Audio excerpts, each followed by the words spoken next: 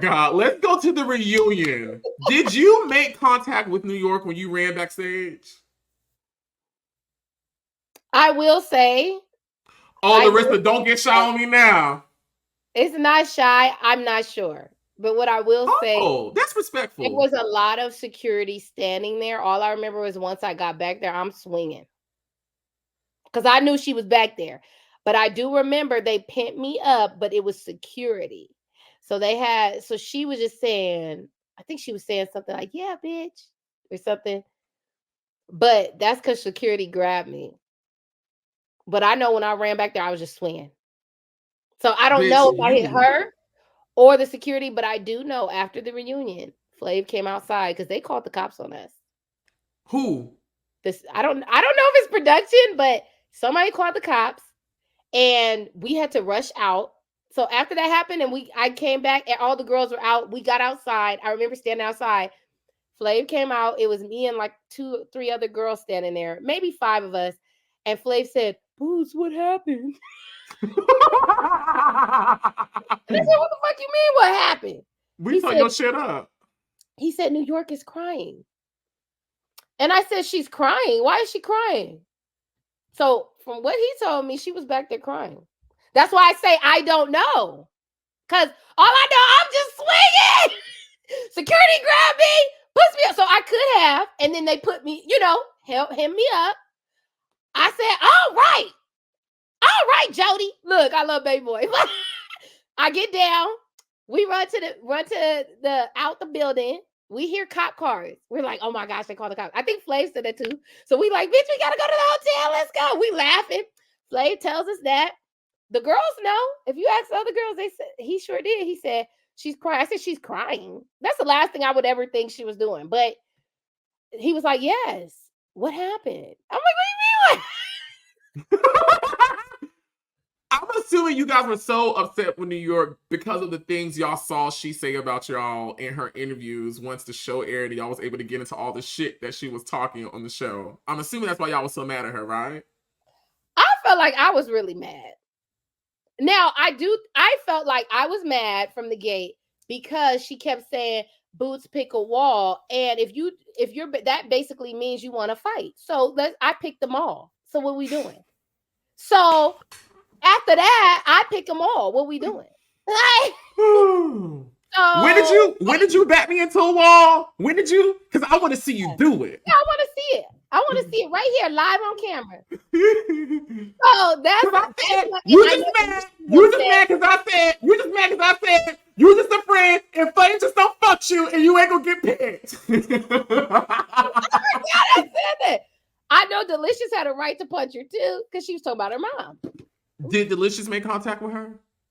Remember, she couldn't get. They were grabbing her. That's how I was able to get through at one point. Bitch, when I say you ran the fuck through, bitch, you ran. That's what I'm saying, though. I am the entertainment. You understand me? They need to do a show with me in New York. Fuck it. Speak it, claim it, receive it. Because at the end of the day, think about that. What girl have you known on the show who gets all the attention? Majority, let's say. I didn't win any of these shows. Charm School, Flavor of Love. Only thing they kept talking about Flavor of Love. Bootz ran back there. Oh my gosh. Charm School. It was. What happened with Monique and them? You and Monique, bitch. I feel like after the show, I made a lot of money. Mm-hmm. I got into a space where I actually started seeking God then. And I start getting into a weird space. And I had a testimony where I felt like I died and went to hell. I had a testimony. I need to put it back up. But I had gotten really drunk one night over some personal stuff. I was leaving a Vh1 party. My whole life, I just felt like I had all the money, even from the show, on top of what I already had. I just felt like I got to a space. Some people will understand it that are in the industry. You get to a space where you feel like, dang, I have everything, but I'm not happy. I wasn't happy. I don't know what it was, but once I start seeking God, it was these demonic spirits we are supposed to get delivered from. I never was delivered from these spirits. And if these churches are not delivering you, it just wasn't right. So I noticed I've never been delivered from no spirits. That's never happened. So I started realizing that's what it was, to try to destroy me, because that's what demons do. They want to destroy your life.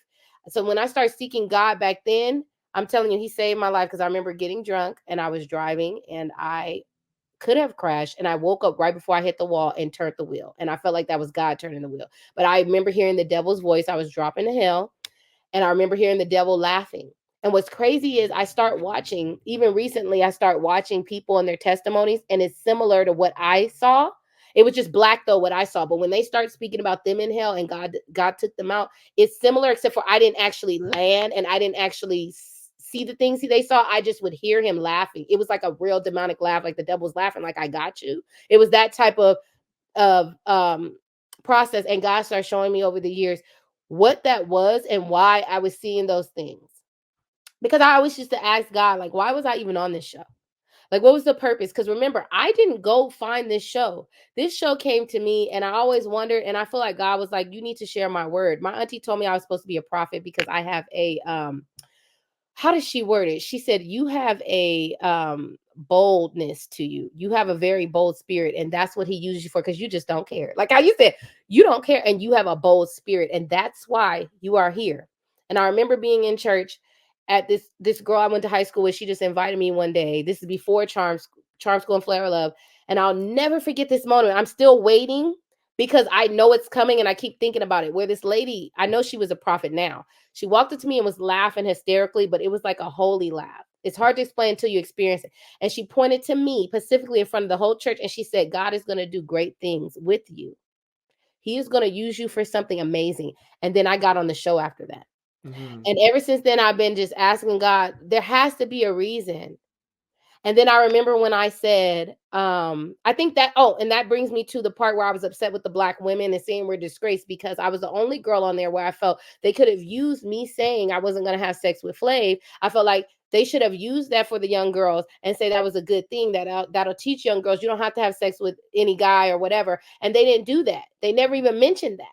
If you notice that, that's never mentioned. Like Bootz was the only girl who said, I'm not having sex, I'd rather go home. You know what I'm saying? Nobody mentions that as a good thing. So I don't know if God, I know he used me with that, but I know there's something else. There's a reason for everything that is happening. And I'm just so excited and waiting, to see what it is. But yeah, I think that whatever is coming my way, I know it's going to be his will. I have a lot of things in the work personally for me in my life going on. But like I said, with the monitoring spirits and me learning about that, I don't really want to share in detail. Mm-hmm. But yeah, I just, No, so I respect that wholeheartedly. Yeah. So I just feel like, I'm just excited for whatever's coming, and whatever should be, I feel will be. Bootz, I just want to say, this has been the most exhilarating 3 hours I've had in such a long time. Thank you. I really do, first of all, appreciate you joining me in my classroom over here. Taking out the time to talk about something that you talk about, you talked about it in the past frequently. Well, I ain't gonna say frequently, but you've talked about it enough in the past. So I'm grateful that you took this opportunity to join me and talk about it. I feel like when people hear this, whether they agree with you or not, at least respect the fact that she being honest and what she is saying, what her truth is, and she is standing on it. And you can either respect it or not. You can either get mad or not. You either can get with it or not. And I appreciate you allowing me to sit front row to it, because girl, this was amazing. Like, this was such an amazing chat. Thank you so much. And thank you.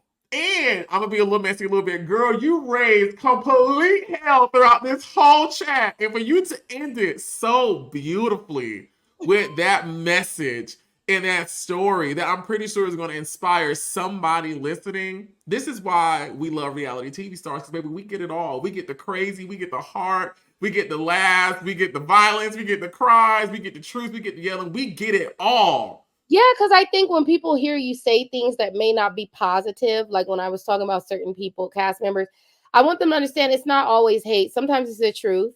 And you just got to live in it and just change. I that's what I feel. I feel like just because I'm speaking something that may not be favorable, it is just for that person to change whatever it is, or whatever had happened. change their ways, and that's it. But that's what happened, and I think people need to stop saying it's hate, someone's jealous, or they're this or they're that, and just look at the facts of the matter. Now, when somebody's just talking just to talk and there's no facts to back it up, I could see that. But that's why I made it clear, like, everything that I've said about the girls, I love all the girls. I feel like they're all my sisters in some way. Even Shay. Huh? Even Shay, you love, and she's I your love all the sister. girls in a godly way. So I want to be forgiven. So I love it. I do. What I will say is, even though I don't like her, I do. We used to be friends. I do. But I feel like I do say I would never fuck with her like that again. But if she wanted to have a private conversation, I don't know. I don't know as of now, because I feel very, what's the word, slighted and used when you using my child. Is when you were closer to me than anybody, that's a problem. And I think I couldn't say what could fix that, because that's like a violation to me.